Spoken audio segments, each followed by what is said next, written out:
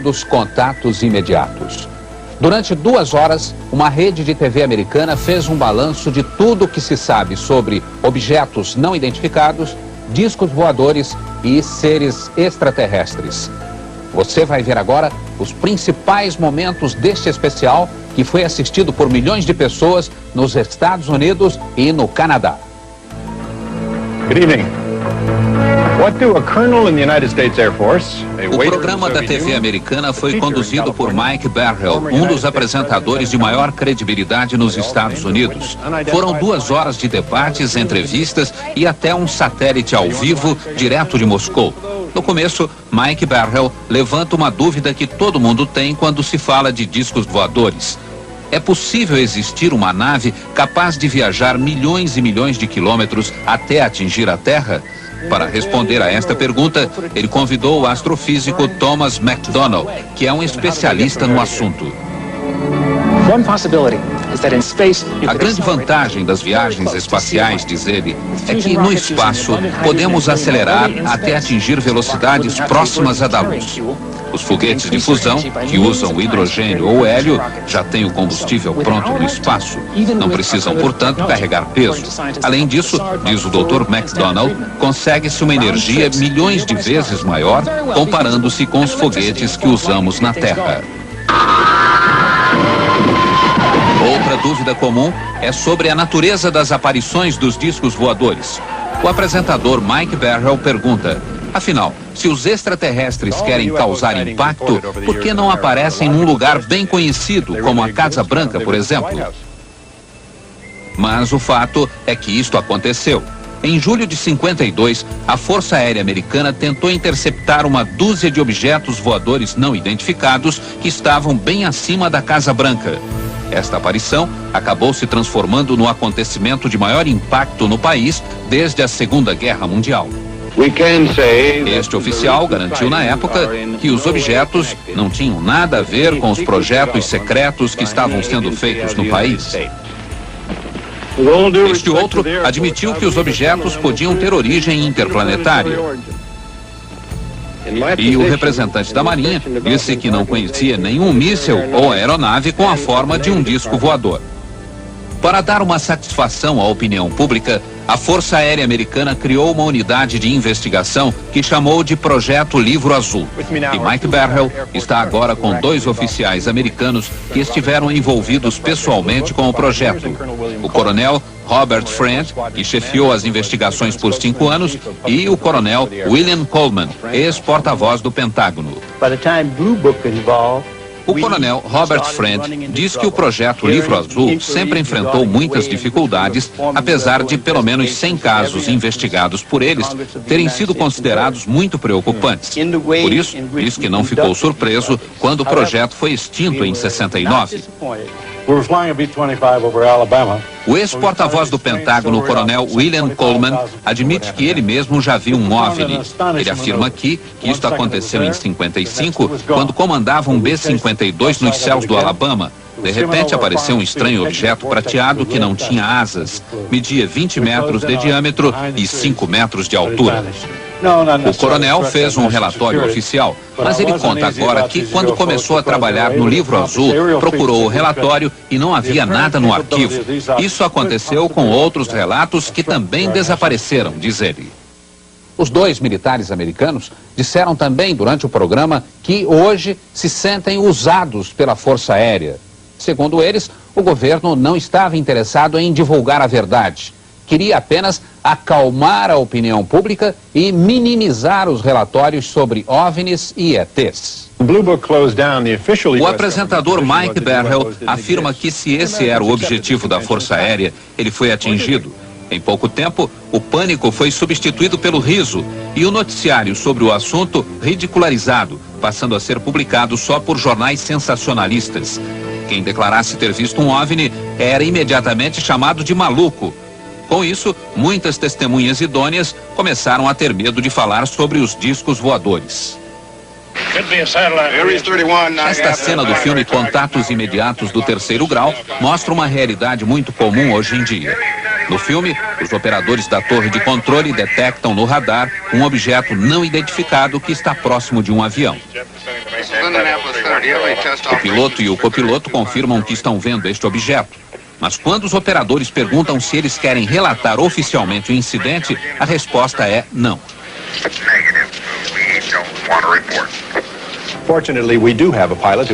O apresentador Mike Barrell está agora com um dos poucos pilotos dispostos a falar sobre OVNIs. É o capitão Neil Daniels, que voou na United Airlines por 35 anos. O capitão Neil conta que estava pilotando um avião de São Francisco para Washington em março de 77, quando viu uma luz muito forte à esquerda do DC-10. Os instrumentos de bordo, diz o capitão, passaram a marcar rumos diferentes e uma força qualquer puxava o avião para a esquerda. De repente, o objeto desapareceu numa velocidade espantosa e o capitão lembra que o tempo todo o copiloto dizia: não quero ver, não quero saber.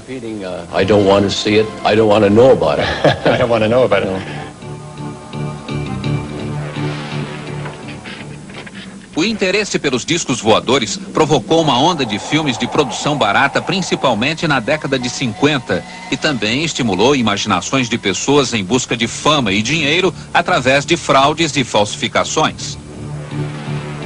O autor deste filme jogou discos e objetos em frente à máquina fotográfica. Um outro falsificador disse que fez estas fotos depois de ser sequestrado por seres alienígenas.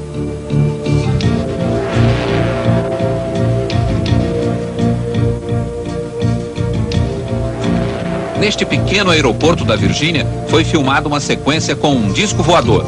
Era fraude.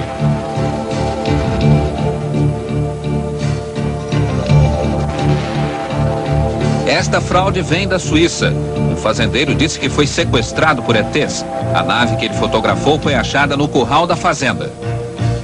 Mas o apresentador Mike Barrell mostra também muitos filmes e fotos que ainda são uma incógnita. Este executivo de uma firma de computadores e a mulher dele estavam juntos e conseguiram filmar um estranho objeto voador. Oh, good God. I don't know. Not playing. I'm going to tell you something, honey. I don't know what the hell it is. Este outro filme foi feito na Guatemala por uma equipe que filmava um comercial de automóveis. O cinegrafista Robert Perry também conseguiu um documento importante quando estava no Canadá. O objeto, filmado a uma velocidade muito baixa, aparece bem nítido. Robert Perry conta que o objeto se transformou num incrível show de luz e que, segundo técnicos, estaria viajando a mais de 48 mil quilômetros por hora.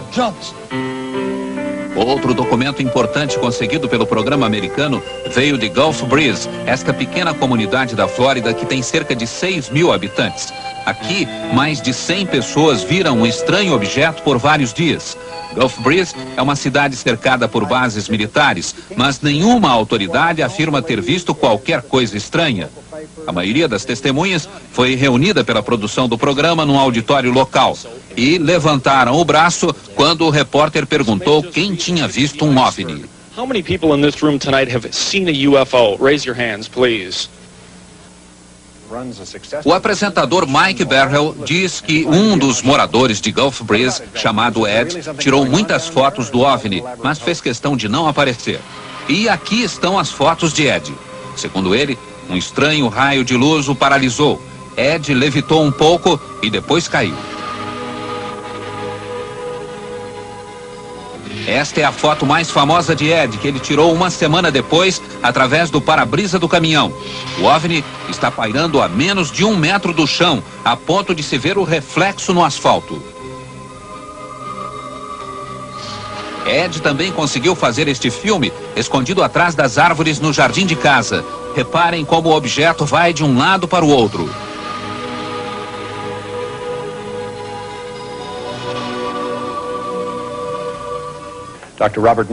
Mike Barrell diz agora que, para analisar as fotos de Ed, ele convidou 2 dos maiores peritos em análises fotográficas dos Estados Unidos.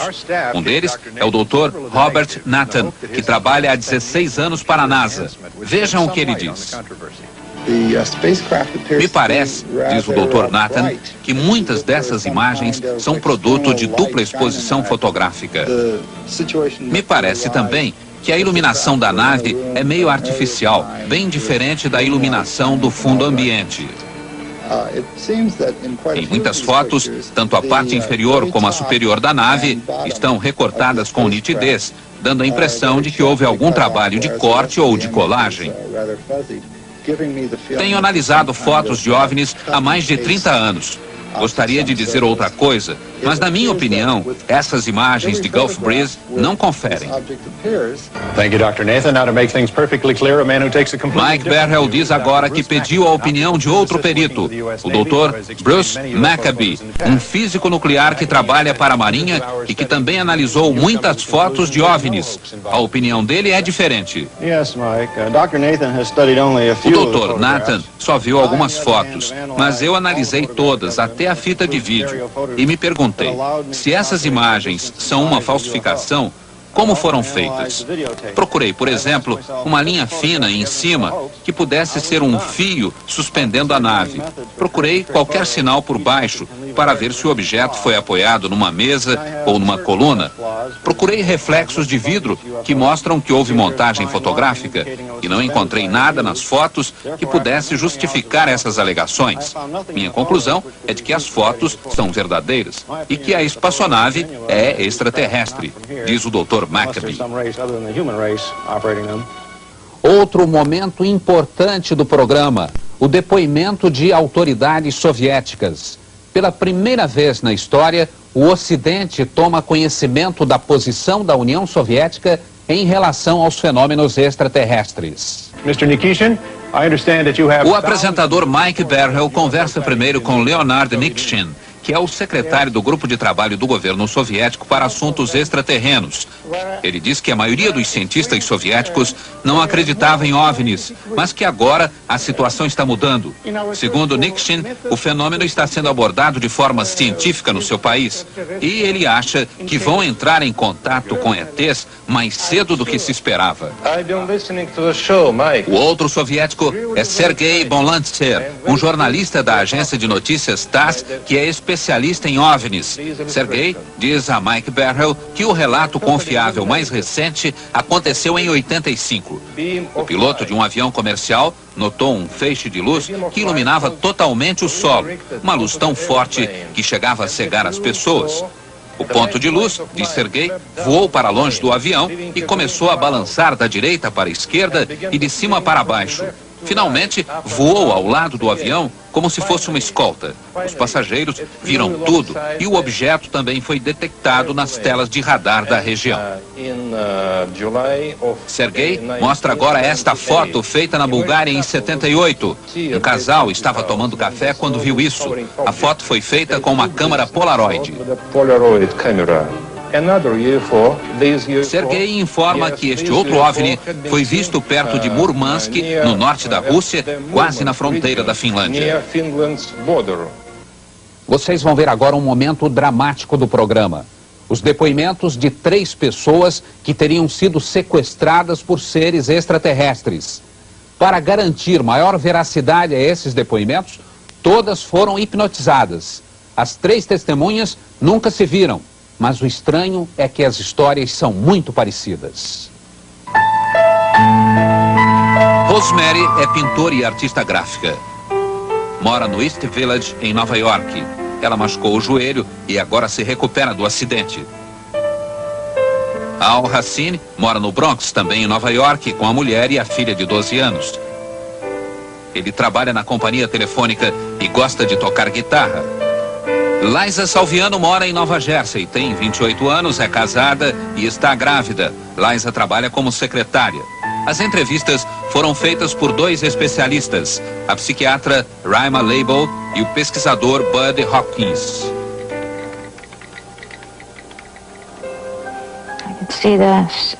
Posso vê-los agora por cima da cidade. Tem uma luz muito brilhante. Muito intensa. Quero ver o que é, mas não consigo.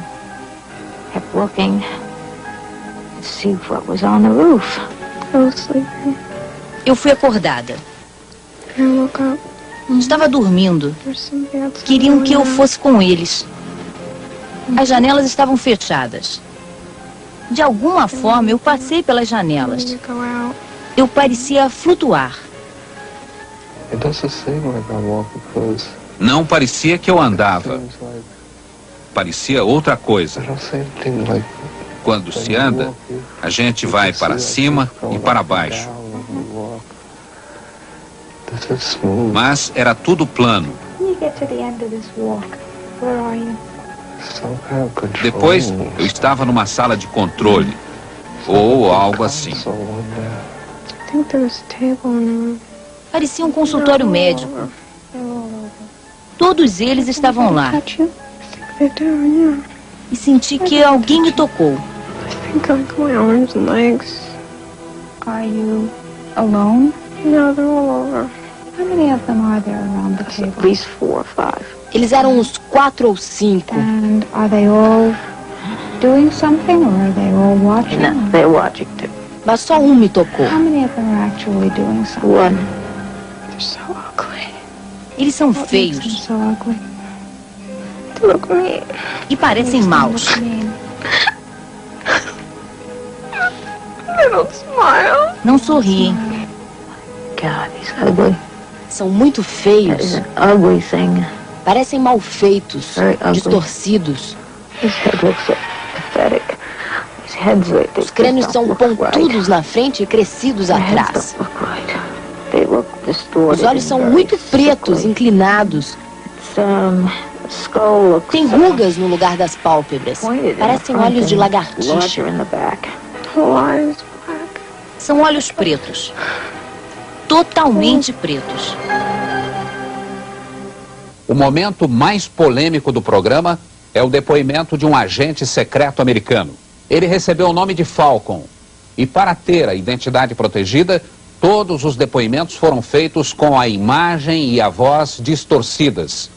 A produção do programa afirma que fez todas as investigações possíveis e garante que ele é realmente o que diz ser.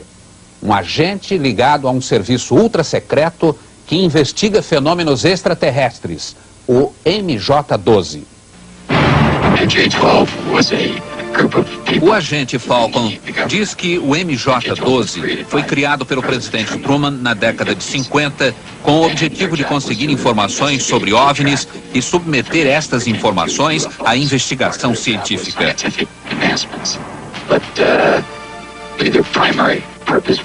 Com a ajuda de uma ilustração feita pelo programa americano, Falcon informa que as informações são enviadas ao presidente e ao vice-presidente, ao diretor da CIA e ao diretor da Agência de Segurança Nacional. Falcon diz também que o MJ-12 funciona aqui, no Observatório Naval em Washington, que pertence à Marinha. Peter Leon foi produtor executivo de notícias da rede de TV CBS em Los Angeles e ele diz que esteve pessoalmente por 2 vezes com um agente chamado Falcon. Leon diz que checou as credenciais e está convencido de que ele é realmente um agente. Segundo Falcon, o primeiro grande incidente envolvendo extraterrenos aconteceu em 47 no Novo México. Aparentemente, um OVNI sofreu uma pane e caiu no deserto. Na época, mais de 100 pessoas viram o acidente e foram até lá. Um pouco mais distante, havia uma cápsula ejetora com 2 ETs. Os corpos foram recolhidos pela Força Aérea e levados para uma autópsia. O major chegou a recolher e fotografar um pedaço da nave. A Força Aérea abafou a história, mas, segundo Falcon, um dos extraterrestres estava vivo. O primeiro alienígena, diz Falcon, foi capturado no Novo México depois que sua nave foi acidentada. O alienígena, chamado Abby pelo governo, foi mantido em cativeiro. Aprendemos muito sobre a cultura, a raça e as espaçonaves dos alienígenas. Falcon disse que outras naves desceram numa base americana também por problemas técnicos. Mais 2 ETs foram capturados e depois entraram num acordo com o governo. Segundo Falcon, eles tinham o controle total de uma base no estado de Nevada. Falcon afirma que, atualmente, só um deles vive lá. Este alienígena, diz Falcon, visitou um terceiro alienígena também dentro de um programa de trocas e tem sido hóspede do governo americano desde 82. Falcon diz que eles vivem muito, de 300 a 400 anos, e são muito inteligentes, com um QI superior a 200. Outra curiosidade, gostam de vegetais. Falcon afirma que já esteve com eles e diz agora qual o aspecto destes extraterrestres. Eles têm de 95 centímetros a 1 metro de altura. Os olhos são extremamente grandes, com um formato próprio. Tem várias pálpebras internas e os olhos são 2 vezes mais brilhantes do que os nossos. Tem 2 aberturas onde ficaria o nariz. E a boca é pequena. Não tem dentes como os nossos. As gengivas também são diferentes. Os órgãos internos são muito simples. Tem um só órgão que funciona como coração e pulmão. O sistema digestivo também é muito simples. A estrutura da pele é, digamos, uma pele elástica e dura, talvez endurecida pela exposição ao sol.